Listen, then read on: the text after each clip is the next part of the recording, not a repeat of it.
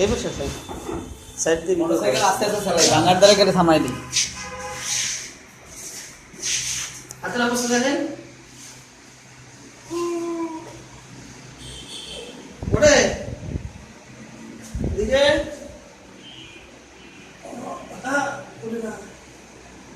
এটা দেখি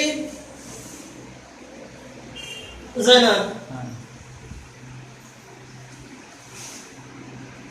ভিডিও বন্ধ করেন